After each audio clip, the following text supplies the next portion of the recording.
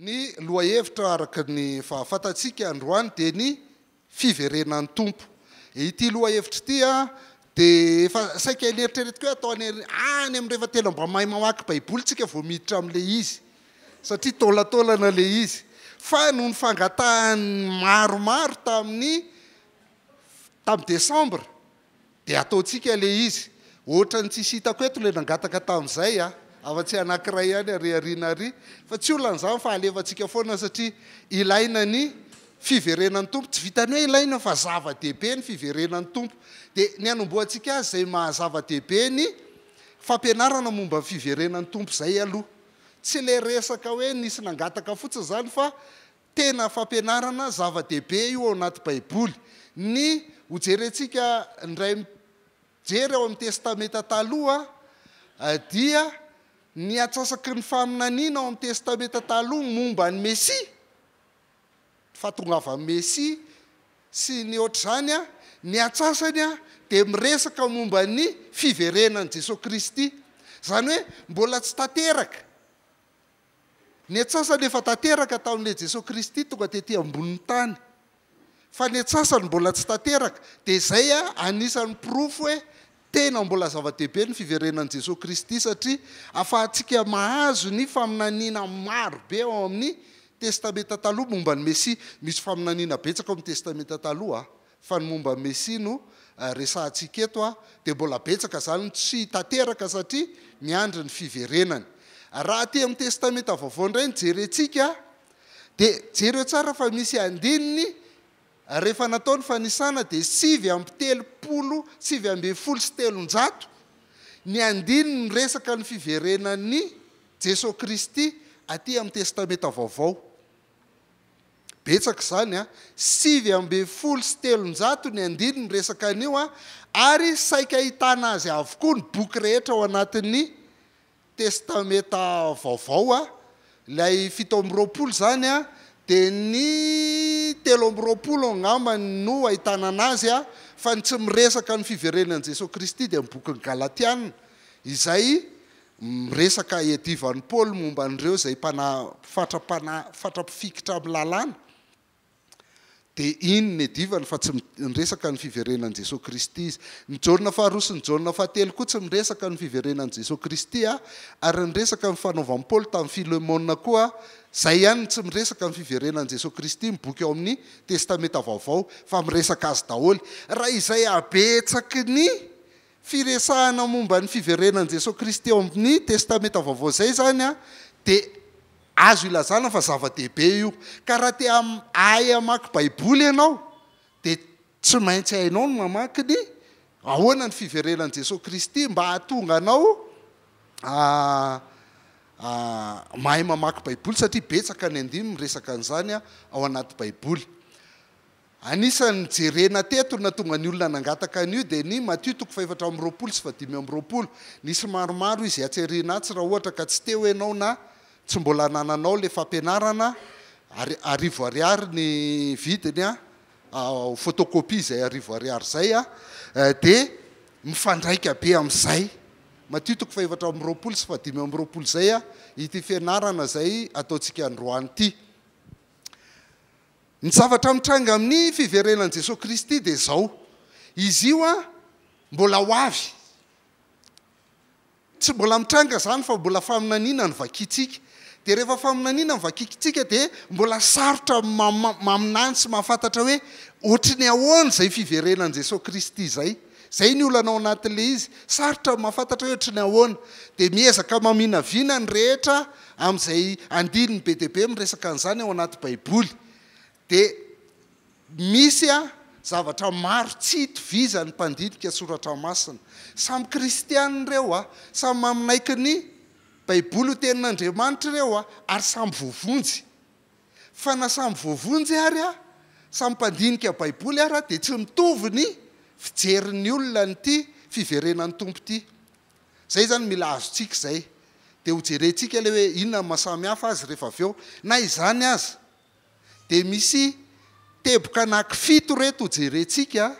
Misy teboka 7 reto izay afahantsika laobaty ty zavatra ty zay afahantsika mijery reo teboka azo antoka hitovizany rehetra kosa nefa dia inoko fa nahoana position anao dia tsy ho taitra ianao amin'reto teboka fito reto fa hitovizantsika rehetrarehetra reto ny zavatra azo antoka voalohany amin'ny fiverenan'i Jesosy Kristy dia hiverina izy zay aloha dia azo antoka ezahako jerena daholo ny boky ao anaty baiboly na dia tsy voatanisantsika ara fa jerentsika ny filazantsara ny soratry Paoly ny soratry Petera soratry Jakoba ny apokalipsy ao anaty baiboly zay milaza hoe hiverina ny tompo efa niteny izy teo fa raha ny filazantsara ohatra dia ny Matthieu 9:17 miresaka tsara an'izany hoe hiverina izy hoavy fa hoavy ny zanak'olona mivoninahitry ny rainy miaraka amin'ny anjeliny dia hamaly ny olona rehetra araka ny asany hoavy ny zanak'olona amin'ny voninahitry ny rainy miaraka amin'ny anjeliny mario tsara io fa ilaitsika io rehefa avy eo na dia tsy averiko tsony ary io Matthieu 9:20 io hoavy ozy izy zanak'olona dia hamaly ny olona rehetra araka ny asany John 4:17 haitsika tsara io ny 9:9 ny tena haitsika hoe zany lalana sy fahamarinana ary fiainana eo aloha keliny io dia zao nolazainy Jesosy Kristy hoe ary raha andeha amboatra fitoerana ho anareo dia ho avy indray ka handray anareo any amiko dia izay misy ihany ho isanareo koa ho avy indray ka handray anareo ho any amiko Filipianina 4:20 dia miresaka Paoly indray zany no jerentsika ny filazan'ny Paoly azy eto ny fanjakantsika ozy izy dia avy any an-danitra ary avany koa no endrasantsika mpamonjy dia Jesosy Kristy tompo miandry an'ilay mpamonjy avy any an-danitra tsika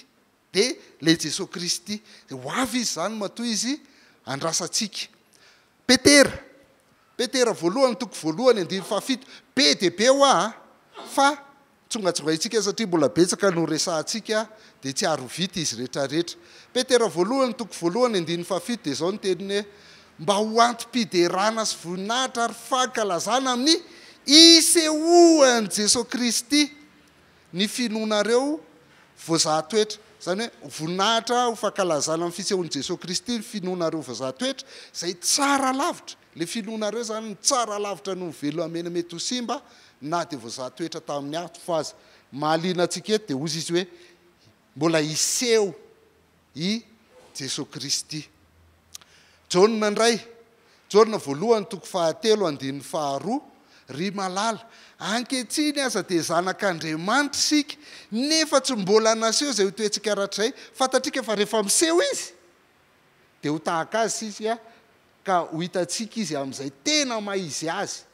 any zany vao tena hitantsika izy amin'ny maizy azy rehefa iseho i Jesosy Kristy Jakoba onandray ny ilazany Jakoba azy Jakoba 5:15 dia ozy hoe mahareta koa ianareo ampaherezo ny fonareo fa efa akaiky ny fiavian'ny tompo efa akaiky ny fiavian'ny tompo ozy izy Jakoba amin'ny farany io jerentsika hoe fa ahoana ary Jakoba nefa niteny hoe efa akaiky diso ve izy diso fandray ve izy sa ahoana efa akaiky Jakoba nefa tany amin'ny taona 90 tsika zao 2014 mbola tsy tonga ihany le akaiky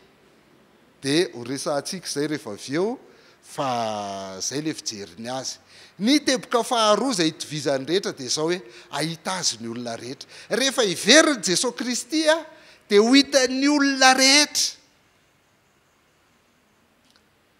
ny asan'ny apôstôly 1:9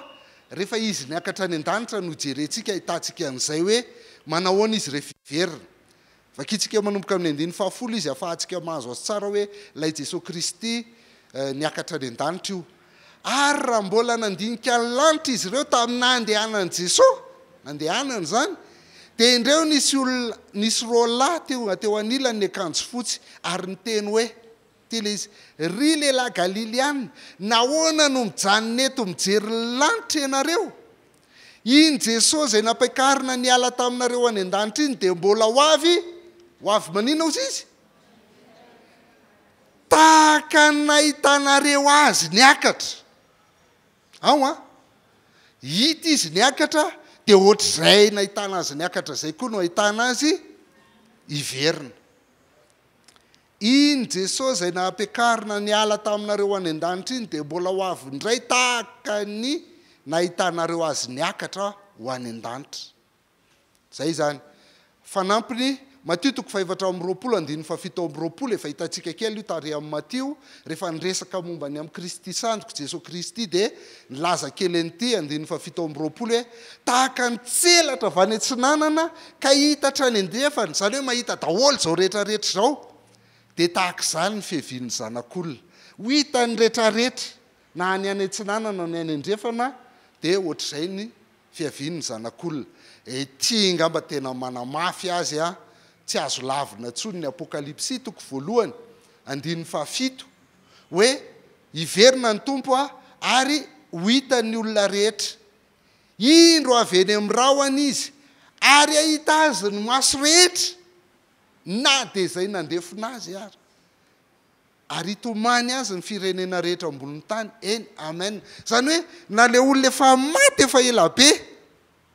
le namono an Jesosy Kristy ary dia mbola hitsangana amin'izay fotoan'izay rehefa iverina izy dia ahitan' Jesosy Kristy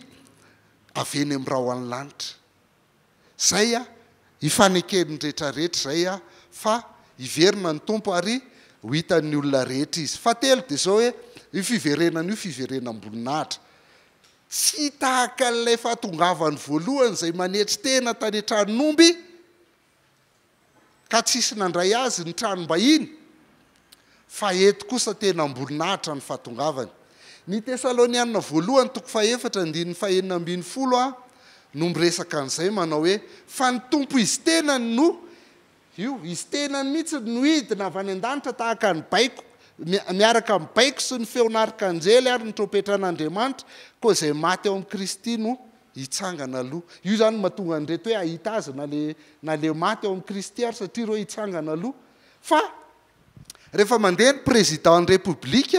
eto amintsika moa na tsy président raha fa havana deba fotsiny fa te hiala embouteillage dia efa misy piroliro be dia be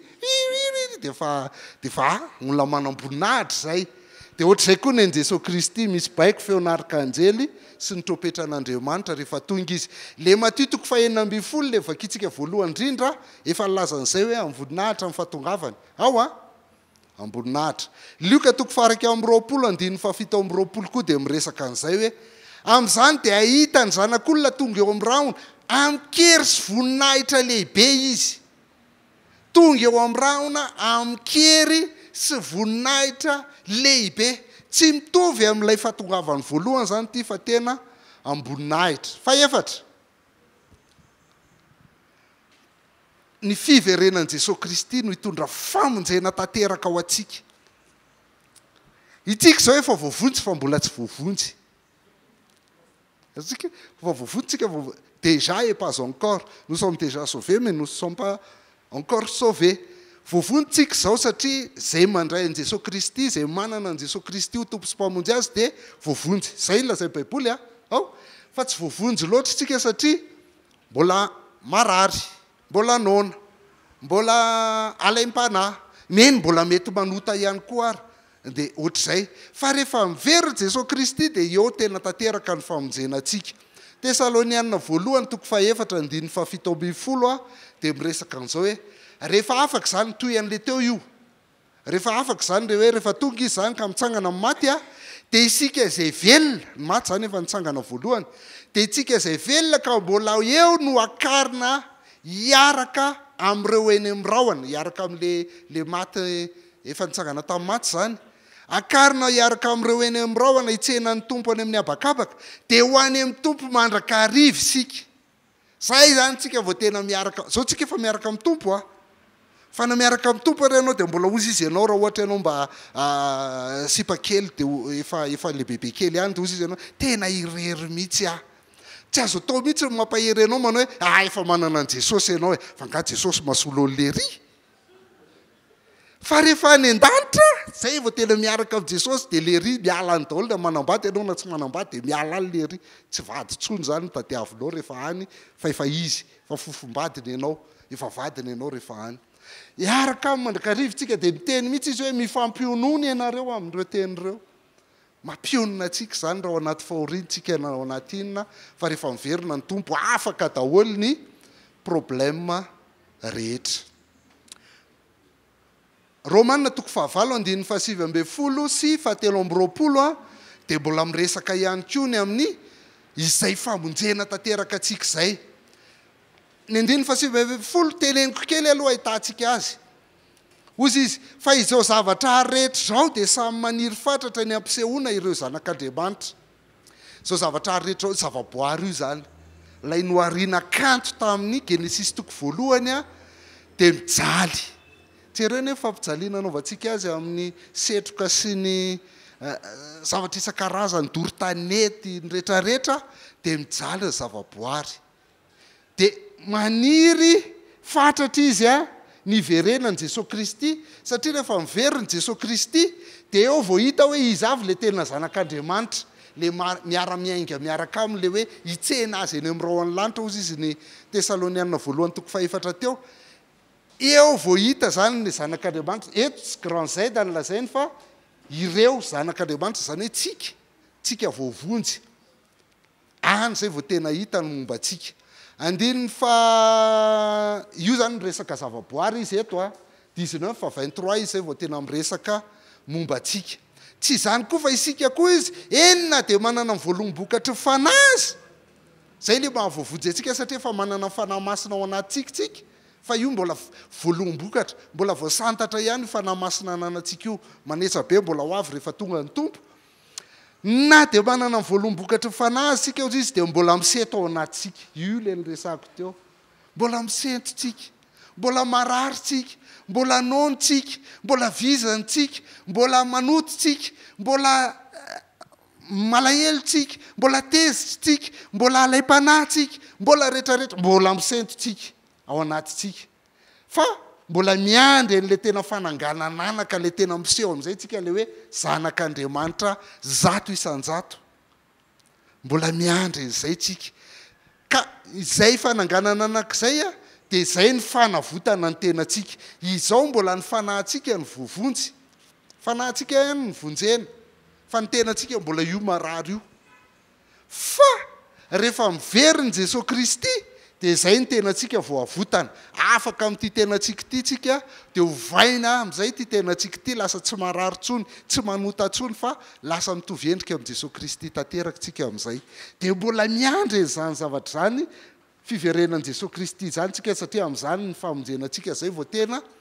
tanteraka. Fadimy mbola ao anatiny ihany. Ty le manazava le hoe fanavotana ny tenatsika. Korintianina 1:5-2:20 dia miteny izao hoe vetivety amin'ray mpimaso rehefa maneno ny trompetra farany. Tatsika le teo hoe rehefa tonga Jesosy Kristy dia misy amin'ny voninahitra, misy piroliro be mihitsy avy any an-danitra. Rehefa maneno zay ozy izy dia hovany sika. Ty tenatsika ty zany hovaina. Tsofina ny trompetra dia hitsangana tsy olotsony maty. Zay le fitsanganana maty le niresahany tamin'ny Tesalonianina 1:4 teo. Dia itsika hovana. Satria ty tsy mahazo mandova ny tsy fahalovana ny an-danitra. Dia mba bogosy kokoa amin'izay fotoan'izay. Fa miala daholo izay efa tsy metimety rehetra amin'izao fotoan'izao dia efa tsy tianofotsito zany fa efa miova tsy marary tsony ho antsika rehetra izay marary dia aza mitady ho faty fa andraso ny fiverenan'i Jesosy. Fadimy, fitsarana ny tsy mino koa nefa io fotoana io. Ho an'ny mpino io tanteraka ny famonjena, fa ho an'ny tsy mpino dia manomboka eo ny fitsarana azy. Efa nyvakitsika ty Matthieu 5:20 ery misy anazy raha ohatra tsy teo ianao fa iverenantsika vakiana ny 9:30 sy 2:30 sy 4:30 ary 5:30. Ary raha tonga mivoninahiny zanak'olona, io zao mbola milaza fa mivoninahitra ny atongavan'ny zanak'olona, miaraka amin'ny anjely rehetra, io koa fa miaraka amin'ny anjely foana izy, efa intelo zay ny hitantsika zay dia hipetraka eo ambonin'ny seza fiandrianany voninahiny izy, tena mpanjaka be. Ary ho voriny eo anatrehany firenena rehetra dia hanavaka azy ireo izy tahaka ny mpiandry ondry hanavaka ny ondry amin'ny osy. Dia ametraka ny ondry eo amin'ny ankavanana izy fa ny osy kosa eo amin'ny akaviany am'izay ny mpanjaka dia ilaza amin'izay eo ankavanany hoe avy ianareo izay notahiriny raiko mandovany fanjakana izay vohomana ho anareo hatr'izay nanorenana n'izao tontolo izao zay zany le famonjena ho an'ny mpino le famonjena tanteraka ho an'ny mpino zay ny andiny ny faraky amby efapolo a miresaka ny fitsaranany tsy mpino ray reto le osy ilaza ndray amin'izay eo amin'ny akaviany kosa izy hoe mela ampiko ianareo zay voaozina ho any amin'ny afimaritra mandrakizay zay voavoatra ho an'ny devoly sy ny anjely any amin'izay zany a ny fitsarana ny devoly sy ny anjely sy ireo rehetra izay tsy netinino any Jesosy Kristy satria tsy netina naika n'ilay madiniky ny tompo nona tsy menareo anina no angitahita tsy menareo rano tany ponja tsy mivanginareo sy nyrehetrarehetra izay le hoe tsy nety madiniky ny tompo hoe tozy izy tsika dia ireo lay kristianina mijoro vavolombelona irahan'ny tompo itory ka rehefa tsy mety miaino tsy mety mandray andreny ianao a dia tsy mety mino ianao zany a dia any amin'ny afimaritra mandrakizay a no misy ianao tsy natokana ho anao io fa ho an'ny devoly sy ny anjely ny saingy iny ny tianao kokoa dia miaraka aminy ianao a amin'izay fotoana izay fa enina mila andrasana amin'ny fotoana rehetra izy io zany ny valin'le resahany Jakoba teo hoe efa akaiky satria Jakoba dia miandry hoe efa tena amin'izao ary ny kristianina rehetra ny tena kristianina dia miandry izay tsy mila miandry famantarana ozy izy tsika raha tsy minao zany ianao dia matitoko fahaevatra am'roapolo sy dimy am'roapolo arivo ariary ery a dia mahazo anazy ianao a tsy mila famantarana satria tsisy famantarana io fa tampoka ny atongavany dia mila andrasana amin'ny fotoana rehetra ny andry ny olona tamin'ny taonjato favalo amby folo ny andry ny olona tamin'ny taonjato fafito amby folo ny andry ny olona tamin'ny taonjato voalohany ny andrytsika amin'izao fotoana izao mila andrasana amin'ny fotoana rehetra izy marika toko fa telo amby folo andininy fa roa amby telopolo sy telo amby telopolo dia miresaka an'izany hoe amin'izany andro siory zany andro siora iverenan'i Jesosy Kristy no resahany eto dia tsy misy mahafantatra zay ho antsika izay mpitady famantarana zany dia izy hoe tsisy mahafantatra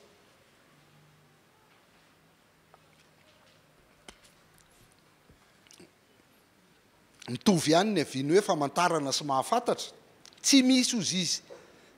na ny anjely any an-danitra ary na ny zanaka azy afa-tsy ny ray ihany rehefa miteny zany ny ray hoe top dia zay tonga izy dia zao no lazay ny andiny fahatelo amby telopolo amin'izay le hoe andrasana amin'ny fotoana rehetra mitandremo miambena ary ka mivavah fa tsy fantatrareo izay avin'ny zanak'olona tsy fantatra dia ny andrasan'ny tompo amintsika itsika miambina mandrakariva isika mitandrina sy isika mivavaka mandrakariva ny apokalipsy toko fahenina amby folo andininy fadimy ambin'ny folo dia manazava azy tsara eto le mila mahay mamaky baiboly a apokalipsy toko fahenina amby folo andininy fadimy amby folo indro avy to mpangalatra dia tsy hamaky baiboly indray ianao ay mpangalatra ka izany Jesosy zany ony io mihitsy milaza fa mpangalatra io tsy zany ny tia lazay neto a ny tia lazay neto dia hoe ny mpangalatra zany tsy mampiomana anao amin'izao aloha izy dahalo zany tena misy mampiomana ihany a fa amin'ny akapeany izy tonga tampoka amin'le tsy ampozinao iny mihitsiny dia rehefa tsy miambina ianao dia lasa daholo ny fananana rehetra indro avy toy ny mpangalatra sambatra izay miambina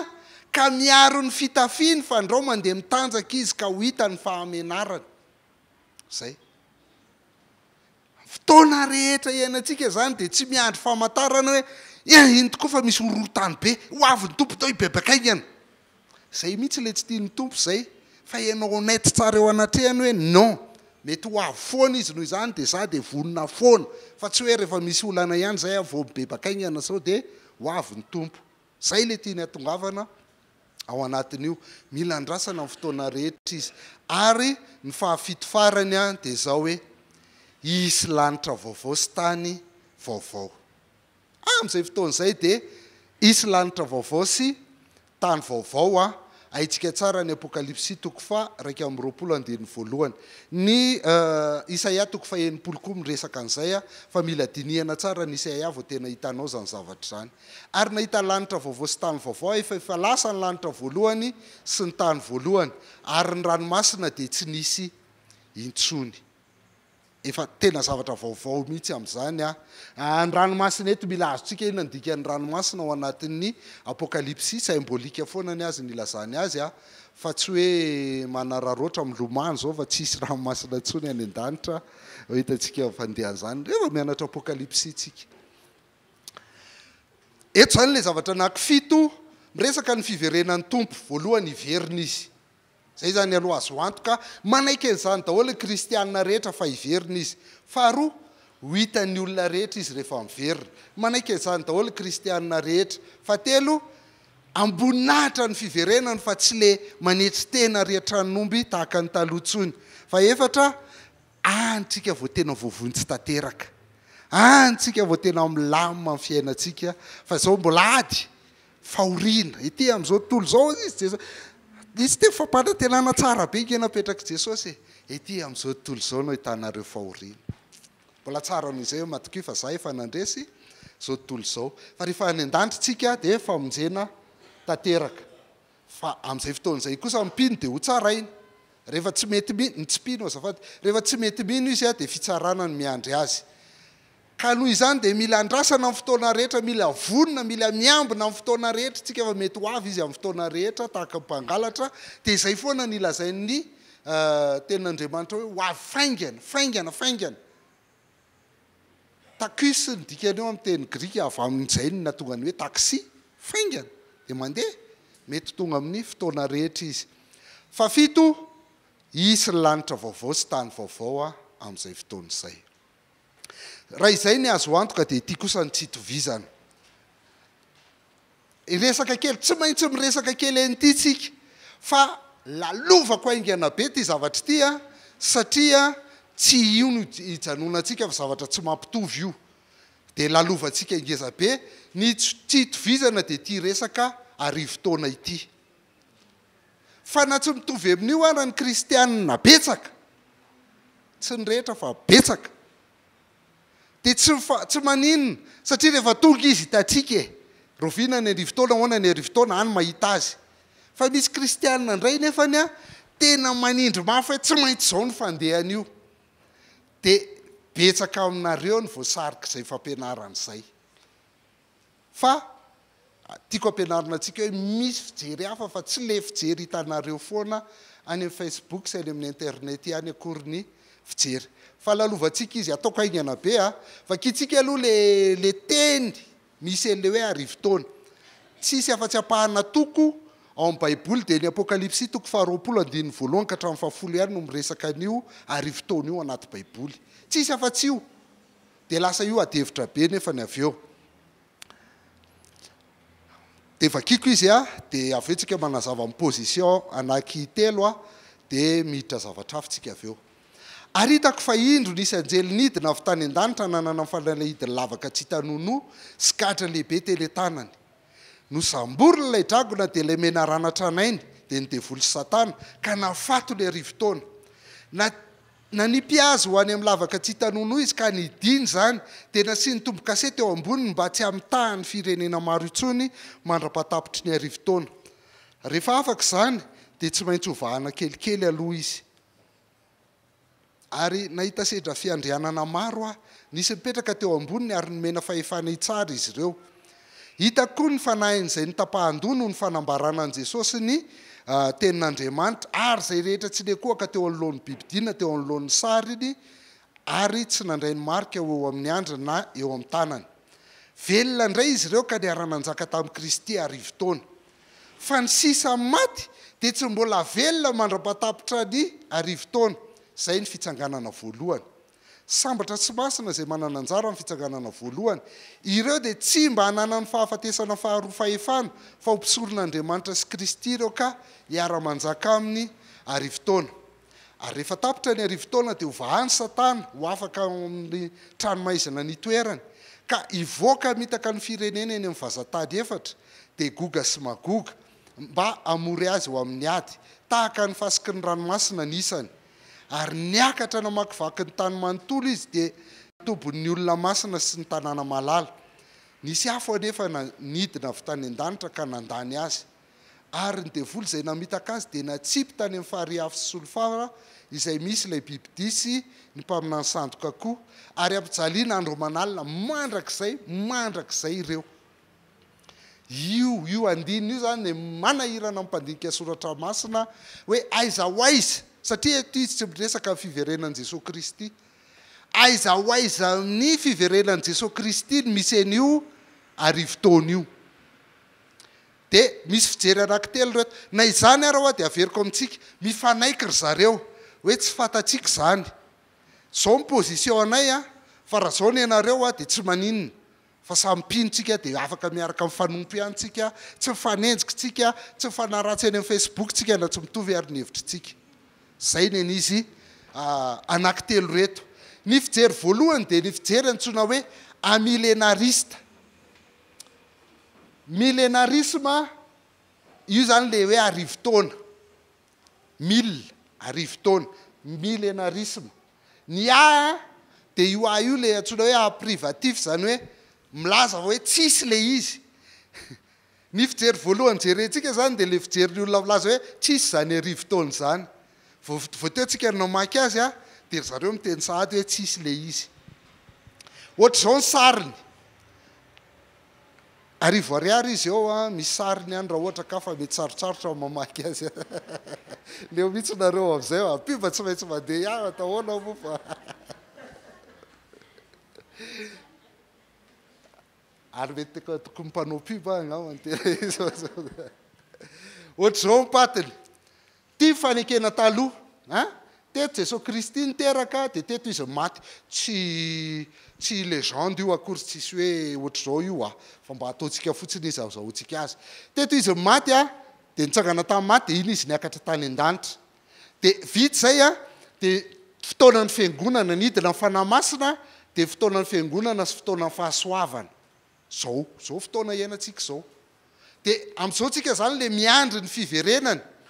fa mety tampoka eo mety afaka adiny ray afaka 2 minitra afaka telo taona afaka 10 taona dia midina izy iny Jesosy Kristy tonga eo amin'ny rahony lanitra dia ny maty ao amin'ny tompony hitsangana aloha dia avy hoe tsika izay velona ka mbola mitoetra no akarina dia hitsena ny tompo ny atao hoe mitsena dia mandeha maka mpianatra ianao dia mitsena an'ilay mpianatra dia raha vao mifanena amin'ilay mpianatra ianao fa ka hitanareo dia miverina mody rehefa avy eo tsena azy eny amin'ny rahony lanitra tsika dia miaraka amin'ny mandrakizay any amin'ny lanitra vaovao sy tany vaovao tsy fantatry hoe aiza fa ohatr'izao zany ny sary anaovako azy dia eo ny fitsarana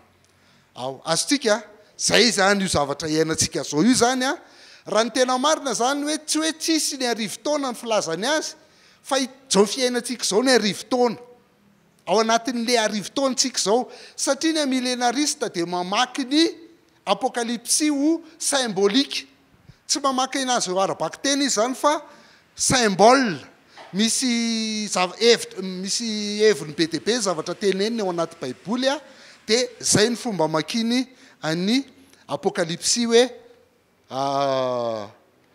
raha miteny izy zany hoe arivo-taona dia 770 ampiana ray akory zany fa folo ny atao hoe folo ao anatin'ny apokalypsy rehefa miteny folo ny apokalypsy na 100 dia be dia be zay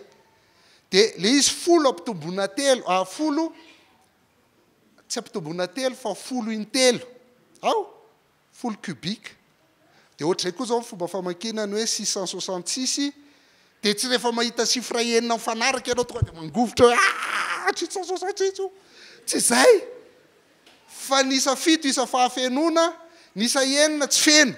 fa 7 analana ray fa le izy miverina intelo satria le 666 mangala tahaka n'lay Andriamanitra telo zay ray dia zay mahatonga anazy manao rehefa mianatra apokalypsy tsika mianatra an'izany dia ohatr'izay zany le izy ka le folo koa mampiseho hery mampiseho tanjaka dia folo cube na folo zany fois puissance 3 dia mampiseho an'ilay hery le Andriamanitra telo izay iray zay le arivo-taona ka ao anatin'io arivo-taona io zany no miasa le Andriamanitra tsy voatery arivo-taona io satria tsy ara-baky teny fa nanomboka tamin'ny latsamin'ny fanahy masina mandrapiveriny Jesosy zay ny fisainana ny jerentsika amin'ny pozitiva sy negativa tsy hijanona ela amin'io atsika satria ny fiverenan'ny tompo ny zava-dehibe fa tsy le arivo-taona ny mahatsara ny fampianaran'io dia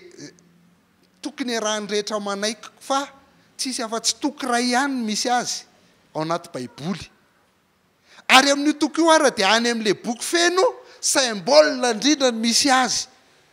fa ry amin'le boky hafa sy ny zavatra hafa zay miresaka ara-baky telo ny zavatra hitrangany amin'ny farany tsisy miresaka zany arivo-taona zany mihitsy ko ahoana no arivo-taona no indraindraina nefa zavatra tsy ngezabe le izy zay zany anisan'ny pozitif amin'ity fijery ity faharoa dia io mifanaraka tsara amin'ny faminanian'ny testamenta vaovao hoe miambeny ianareo fa tsy fantatrareo ny ora sy ny fotoana fa mety ho avy toy ny mpangalatra izy mety ho avy izy eto mety eto zany tsika zao fa mety aty mety mbola aty tsika mety mbola aty fa mety ho avy toy ny mpangalatra izy fanaraka tsara zany amin'ny faminaniana rehetra ty amin'ny testamenta vaovao io ny fahatelo dia zao hoe ny fanjakan'Andriamanitra dia efa izao ary zay mihitsy moa ny telen'i Jesosy Kristy vao tonga izy dia ozy izy hoe mibebay ianareo fa efa akaiky ny fanjakan'Andriamanitra dia efa tonga izy dia ny asainy katsahantsika dia ozy izy hoe katsao aloha ny fanjakany sy ny fahamarinany dia le fiainantsika zao zany ny fanjakan'Andriamanitra izy manjaka efa manjaka Jesosy Kristy zao ary manjaka amin'ny fiainantsika sa tsy manjaka amin'ny fiainanareo izy manjaka amin'ny fiainantsika izy dia zay fahara-panahy io zany satria symbolika no ilazany azy ny fahaefatra dia zao hoe amin'izay fotoan'izay zany ianao rehefa mamaky ny testamenta taloha sy ny testamenta vaovao dia tsy miandry hoe mbola amin'ny fotoana arivo-taona ity vao hitranga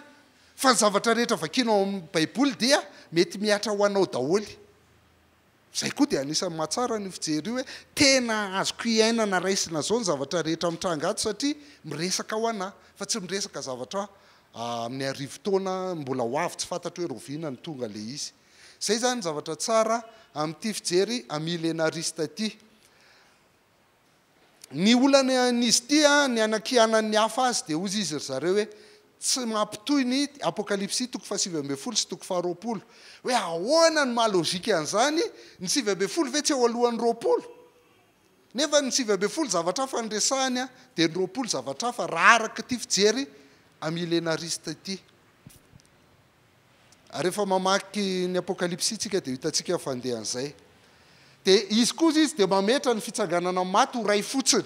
nefa ny tary amin'le apokalipsy toko 20 dia nyteny mihitsy izy hoe zay ny fitsanganana voalohany raha vao misy zany ny voalohany dia tsy maintsy misy ny faharoa mety izy koa fahatelo faefatra fadimy fahenambefolo nefa ity zany indre mandeha any no mitsangana maty eto dia ho anazy le fitsanganana voalohany fitsanganana maty voalohany dia lay lazay ny Efesiana toko voalohany fa ianareo izy izy dia efa novelomy fombola maty ny fahadisoanareo sy ny fahotanareo ny andiny fahadimy izy dia mbola nyteny ihany hoe isika ozy izy dia niara-novelomy niaraka tamin'ny Kristy Jesosy le fahaterahany indray zany izay le tsika nitsangana tamin'ny maty ny mpanota dia maty ara-panahy fa ny mpino dia efa nitsangana tamin'ny maty sambatra ozy izy zay manana anjara fitsanganana voalohany satria tsy hiaran'ny fahafatesana faharoa izy zay rehetra nateraka indray dia tsy hiaran'ny fahafatesana faharoa zay zany io fijery io zay ny anoeran'ny olona azy fa zay ny mahatonga le fijery manaraka dia zao hoe tsy rara iny koa ny asan'ny Israely ho avy Israely ange vahoaka an'Andriamanitra ka ahoana ny tsisy idiran'ny Israely tsoa fa tonga dia kristianina daholo fotsiny ny olona rehetra na ny olona mpino na tsy mpino fa tsisy hoe mpino dia tsy mpino dia jiosy fa misy zany ny fijery sasany dia reo fijery zany moa zany dia milaza hoe dia efa nareo ve zany dia tsisy dika mihitsy zany aminareo ny Israely dia zay aloha zany ny fijery voalohany iny ao tsika ny misy mpanaraka izy anisan'ny teolojiana ngeza be zay nanaraka io dia Calvin anatin'ity boky ity l'institution chrétienne no ilazany Calvin ny fiverenan'i Jesosy Kristy dia ilazany hoe non tsisy zany arivo-taona ara-baky teny zany fa zao fiainantsika zao no arivo-taona. Fijery manaraka dia ny fijery jereo io izy io le sary io ihany fa misy zavatra kely ray miova fotsiny dia n'inona isen'ity io ny atao hoe post-millénarisme ny repère foana eto dia ny fiverenan'i Jesosy Kristy dia hoe rovina ny arivo-taona aiza ho aiza amin'ny fiverenan'i Jesosy Kristy ny arivo-taona dia ny dikany hoe posta dia ao aoriana arivo-taona ao aorianan'ny arivo-taona zany ny fiverenan'i Jesosy Kristy dikan'izany tia ny fanekena taloha testamenta taloha teto Jesosy niteraka teto izy maty niakatra any an-danitra dia tonga ny fanahy masina dia fiangonana dia miditra amin'ny arivo-taona amin'izay tsika dia rehefa tapitra ny arivo-taona dia tonga eny amin'ny rao any-lanitra izy dia miakatra zay maty ao amin'ny tompo no mitsangana aloha dia tsika zay mbola velona ka mitoetra no mitsena azy akarina hitsena azy dia miaraka amin'ny tompo many amin'ny mandrakizay tsika. Zay zany fijerin'ny post-millénariste ho anazy dia ohatr'izao zany ny dikan'io zavatra nresantsika io hoe ho avy ny tompo rehefa lasa kristianina daholo ny olona rehetrarehetra rehefa lasa piny daholo ny olona rehetrarehetra dia ho avy ny tompo ny andraisany an'izay ny Matthieu 5:20 ozy izy hoe ary tsy ho tonga ny farany ozy izy raha tsy toriana manerana an'izao tontolo izao ty filazantsara ny fanjakany ity ho vavolombelona tanareo iny zay tsy tonga farany raha tsy toriana amin'io izy zao rehetra zao ny filazantsara ny fanjakany ho vavolombelona ho an'ny olona dia ho anazy zany ny atao hoe toriana dia nahare daholo ny olona rehetra dia converti daholo ny olona rehetrarehetra amin'izay fotoana izay dia izay le arivo-taona dia rehefa feno ny arivo-taona amin'ny faran'ny arivo-taona dia tonga Jesosy Kristy tsika zany zao mety hoetoeto tsika na atoato tsika na etoeto tsika fa rehefa tonga zany ny Madagasikara ho an'ny Kristy dia efa miomana fa efa ho avy izy zay. Ny tsara be amin'io fijery io dia zao hoe ny izy dia mametraka hoe fanjakan'Andriamanitra zany dia efa amin'izao fa manjaka zany Jesosy Kristy eto tany ao anatin'ity arivo-taona ity. Faharoa mahatsara be anazy dia izy mandrisika fitoriana filazantsara raha tianao hiverinangana ny tompo mandehana toroy ny filazantsara amin'ny firenena rehetra satria tsy miverina izy raha tsy voatory daholo ny olona rehetrarehetra dia zay zany mahatsara an'io fijery anankiray io ary izy koa dia manaiky ny fivoarana amin'ny lafiny rehetra ny fivoarana amin'ny lafiny sosialy ny fivoarana amin'ny lafiny politika ny fivoarana amin'ny lafiny teknôlôjia reny rehetrarehetra reny dia mamela ny filazantsara ho toriana amin'izao fotoana izao efa me malalaka fitoriana amin'izao fotoana izao fa tsy ohatran'le talo hoe teritery tamin'ny taonjato voalohany tena sarotra be tamin'ny taorianan'ny deuxième guerre mondiale raha tany amin'ny faritra communisme iny sarotra be fa zao efa manomboka me malalaka fitoriana ny filazantsara fa ity kosa ny tsy mety aminy afangarony amin'ny arivo-taona ny tantaran'ny fiangonana any hoe ataonao anatin'ny tantara fiangonana zany ilay fotoana mahafinaritra ny antenain'olona amin'io arivo-taona io mantsy le hoe fatorany satana dia tsy mihetsika tsony fa be dia be ny olona mieritreritra fa mampanota azy dia satana mampanota anao tompoka dia anao ihany ny filanao no mampatonga anao manota fa tsy satana mihitsy hoe iny ny tanan'ny satana tsy te angalam-pihinana fa ny tanan'ny satana no mandeha maka an'le izy ao dia ny tanan'ny satana manokatra vavako dia mampiditra le izy any am-bavako tsy tompoko ianao no manota fa tsy satana makafana fotsiny nataony fa rehefa latsaka ianao dia anao no nanao azy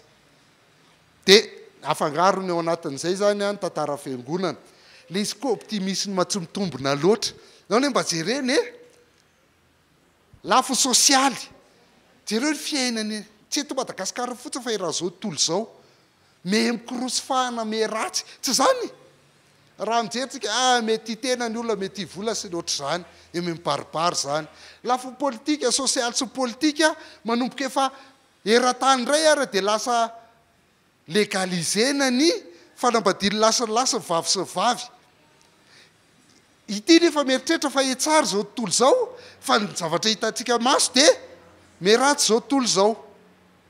Ny lafin'ny teknôlôjia moa zany ny resaka porno sy ny rehetrarehetra grave meratsy zao tontolo zao. Zay zany anisany andavan'ny olona aniny. Fijery fahatelo farany amin'iny dia ny fijery antsoina hoe prémillénarisme.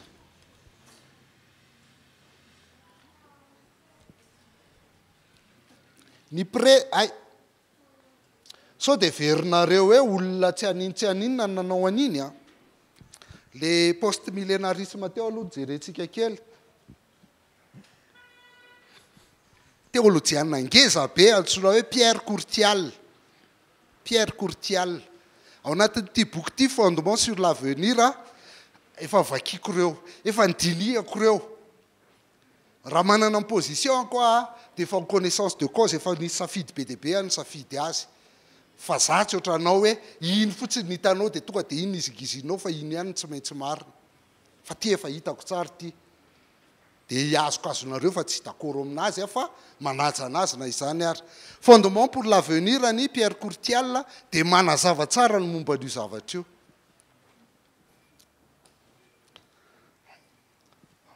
Fatelo ny prémillénariste. Ny atao hoe prémillénariste dia ohatr'izao. Pré-millénariste ny arivo-taona, pré aloha. Roviana ny tonga Jesosy Kristy alohan'ny arivo-taona. Zay le hoe prémillénariste. Somary sarotsarotra ny teny fa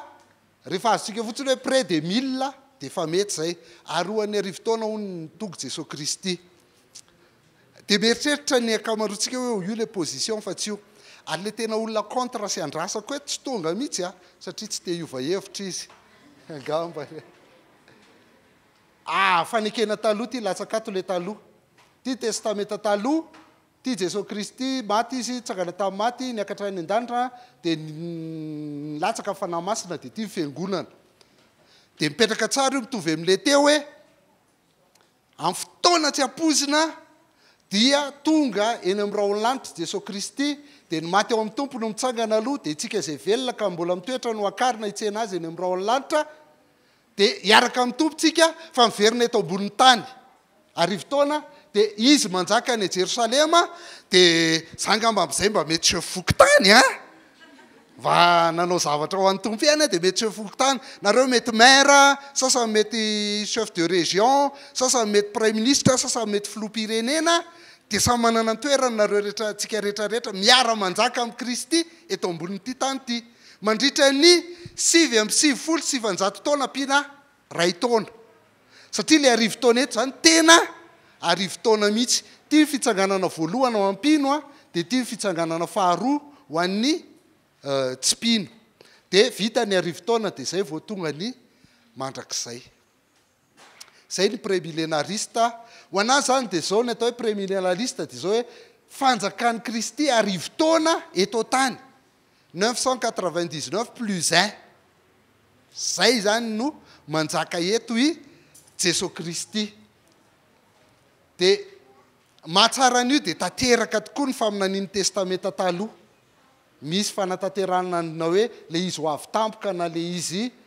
resaka arivo-taona le miara-manjaka amin'ny Kristy eto dia tanteraka arabaky teny. Satria izy reto mandray arabaky teny, mamaky arabaky teny ny faminaniana.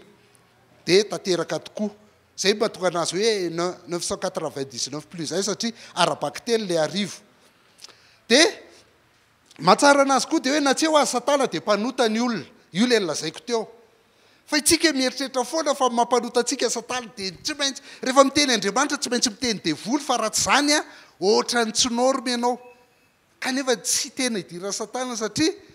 eo ato zany mbola misy tsy izy ihany le olona rehefa tapitra amin'ny faran'ny arivo-taona ato. Kay nefa Satana ny fatorana tao anatin'ity. Ary anisan'ny hijerena anazy koa dia zao hoe le fanjakan'Andriamanitra zany sady efa zao eto no ato koa dia mbola tena hiara-manjaka amin'ny Kristy eto ambonin'ny tany mandritra ny arivo-taona isika. Zay zany mahatsara an'io. Ny ratsy azy indray izy dia le izy mamaky arabaky teny loatra. dia hitantsika rehefa mianatra gasy mahay mamaky baiboly a dia tsisy fahamakina baiboly ara-baky teny zany mihitsy fa tsy maintsy jerenao anaty contexte foana le teny rehetra ohatra anisany mahasarika atsika ary mbola mametra-panontaniana amiko maro am'izao fotoa zao hoe tsy chronologie tokoa very faly le ady voalohany sy ady faharoa sy fahatelo sy fahaefatra ka zay nitako anaty baiboliko inona ndray ary fa ny créationniste na ny créationniste zany mandray littéral dia tsy voatery zay foana marina amin'ny baiboly akory faharoa dia izy mampiseho ny vahoakan'Andriamanitra anankiroa misy ny Israely vahoakan'Andriamanitra zay tian'Andriamanitra foana ary misy ny fiangonana ny prémillénariste dia efa nieritreritra an'izay hoe vahoakan'Andriamanitra roa zay jerentsika zay rehefa avy eo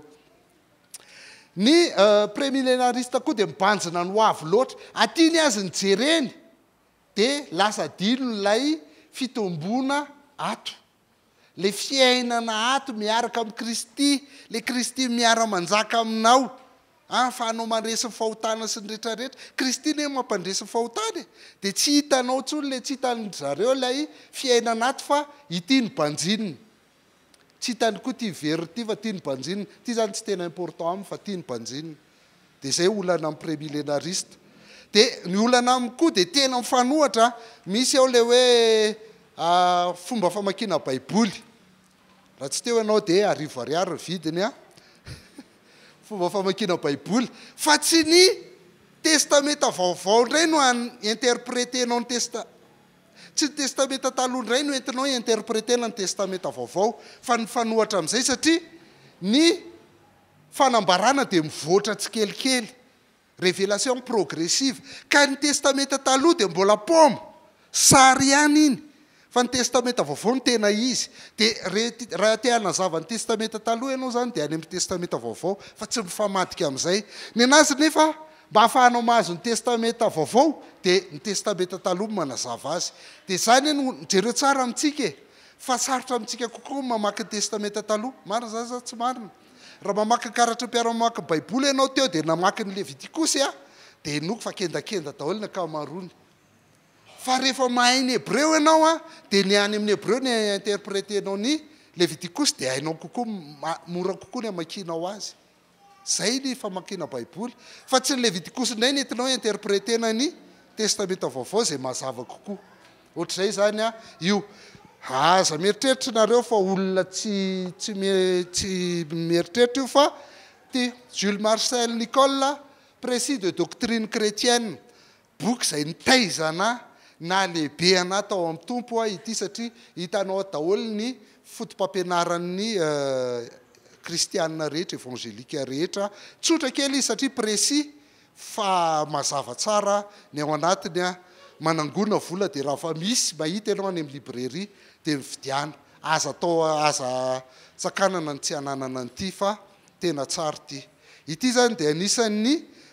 manana fijery prémillénariste zay ny reo fijery telo reo zay averiko ihany ireo dia mifanaiko hoe tsy mitovitsika fa tsy maninona fa afaka miara-miasa foana na dia tsy mitovy ary fijerytsika ny fiverenan'ny tompo